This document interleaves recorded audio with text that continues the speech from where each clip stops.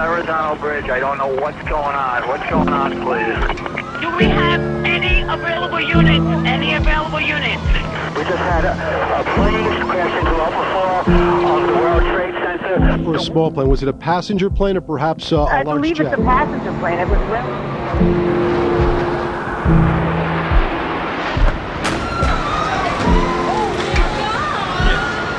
This is apparently a terrorist attack on our country. There is smoke pouring out of the Pentagon. It would appear that there has been another major explosion. This is as close as we can get to the base of the World Trade Center. You can see the firemen assembled here, the police officers, FBI agents, and you can see the two towers.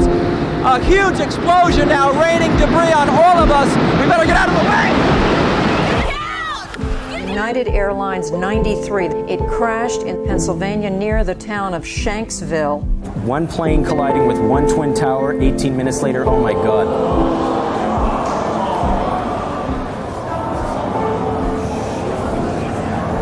Oh my God.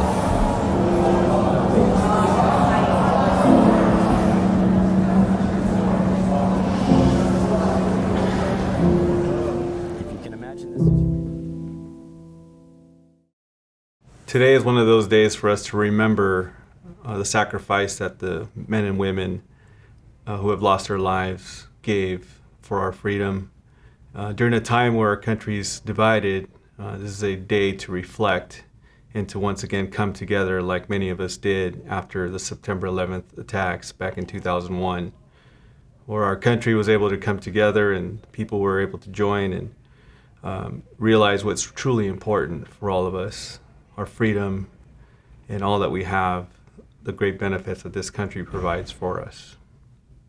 So I was on duty the morning of the World Trade Center attacks, and I remember walking into a building on a call that we were on, and a lady at the front desk at a senior care home telling us, did you know that an airplane just ran into the World Trade Center? And my captain at the time looked at me and just was concerned about the devastation that had occurred for that building and the quantity of work the firefighters were going to be challenged with. And we went back to the fire station and we watched the towers collapse. And when the first tower collapsed, I remember him looking at me and telling me, we just lost a lot of firefighters. And just a somber moment and, feeling, what must have been going through their minds as they were advancing up the stairs and the terror, them just trying to do their jobs and protecting others, losing their lives while they're doing that. It's just something that they're very honorable of them to have done, and for all of us who are still here today. So 9/11 was 19 years ago, and that seems so hard to believe because honestly that day is seared in my heart and in my memories. My children were 2 and 4 at the time. My husband and I were awake early, as young parents are, and we turned on the television and suddenly I felt like I was in the middle of a nightmare, and yet it wasn't a nightmare. Fast forward to today, and this is a day that everyone in their busy lives, in their somewhat confusing lives due to COVID, it's still a day where we all need to stop, to reflect, to grieve, to remember all the people that lost their lives on that terrible day. What is also really important about 9/11 is September 12th and onward, honestly. What I remember most about our community in the days after 9/11 was how America came together in support of each other, and the unity was incredible. And so today on 9/11, I ask that you also remember that unity and remember how important that is in the middle of our grieving. The two need to be paired. So we're all familiar with the words, never forget. I ask you to take those words as actions today. Never forget the lives of the people that were lost. They all had stories. They were mothers, fathers, sons, brothers, sisters, or children growing up without parents. Take a moment today and remember them. Don't forget them. That's the best thing you can do in their honor. and then take an additional step and go out in your community and do something good on behalf of all those people that aren't getting a chance to fully live out the potential of their lives. Take their potential and do something great in your community.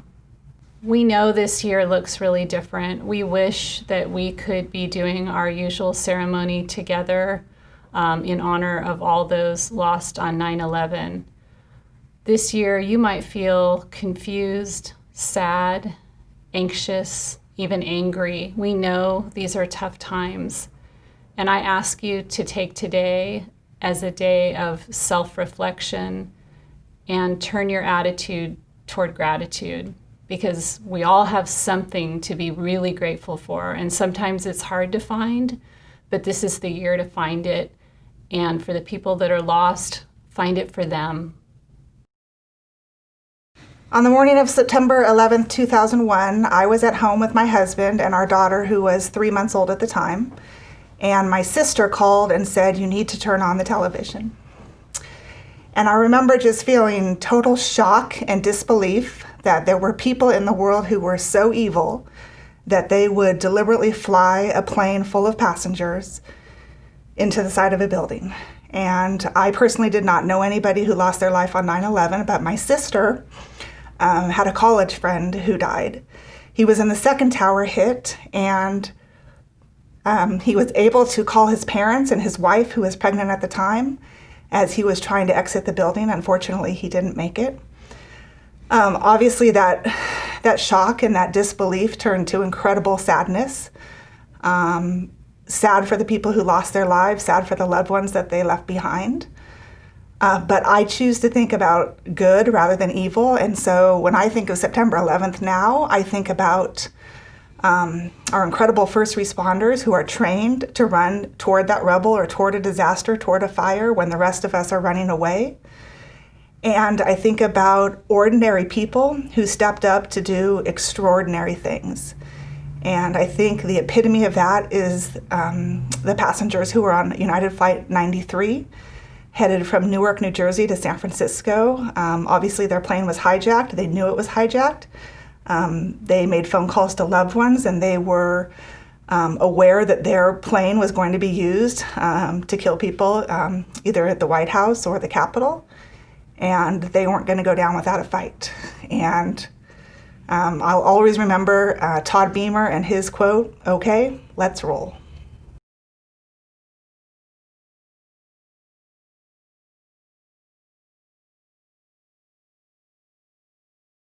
For the past 19 years, members of the Folsom Police and Fire Departments have come together with community leaders and residents to honor the memory of those killed in the terrorist attacks of September 11th, 2001. We have come together each year because we promised never to forget. Today we again come together, but under different conditions. We are minimizing the risk of spreading the coronavirus by setting an example of gathering without a crowd and respecting social distancing. Most can remember that Tuesday morning on September 11th, 2001. Some of us were at home, others were at work or on the road. There was a sudden interruption on the radio and television reporting a plane crashing into a building in New York City. American Airlines Flight 11 hit the World Trade Center's North Tower at 8:46 a.m. Then a second plane, United Airlines Flight 175, struck the South Tower at 9:03 a.m. At 9:37 a.m., the Pentagon is targeted by hijackers in control of American Airlines Flight 77. And then at 10:03 a.m., Flight 93 crashes in Shanksville, Pennsylvania. 4 separate horrific attacks on United States soil. 2,977 victims would perish that day. Police and fire first responders ran into the destruction when others ran away. Hundreds of first responders lost their lives that day. Many that survived are still fighting or have lost their battles with diseases linked to that day. Those police and fire first responders were heroes. 9/11 brought us closer together as a nation. Today, I hope people across the country will put aside their differences and join our community as we uphold our promise to never forget.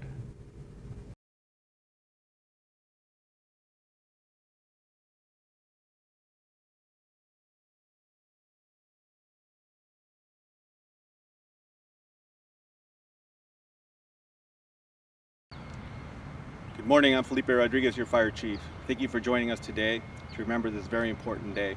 Please join me for a moment of silence.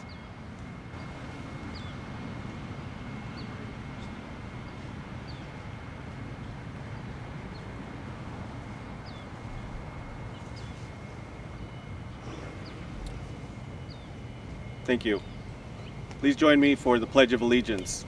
Uniform personnel, detail, attention, present, who? Ready? Begin.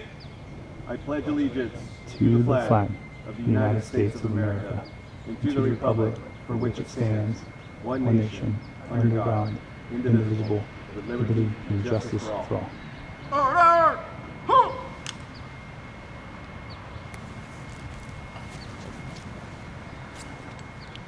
The fire service has a tradition to ring a bell, 3 tolls of 5, to remember those who have paid the ultimate sacrifice and have returned to quarters. On September 11, 2001, 343 firefighters, 23 police officers, and 37 New York City Port Authority officers paid that ultimate sacrifice. Almost 3,000 civilians also lost their lives. Since then, over 7,000 of our young military women and men have died during the War on Terror to defend our freedom. Today, we ring a bell in honor of those who paid the ultimate sacrifice. May we never forget them, and may they all rest in peace. The Folsom Police Department Honor Guard will perform a 3-shot rifle salute to honor the officers killed in the line of duty on September 11, 2001. The salute is derived from the custom of armies of opposing forces ceasing fire to remove the fallen from the battlefield. Once finished, both sides would fire 3 volleys to signal that they were ready to resume the battle. It is performed today by both the military and law enforcement to honor a fallen hero. The 3 shots signify duty, honor, and sacrifice. Captain Challoner, will you please begin the bell tolling? Uniform personnel, attention, present,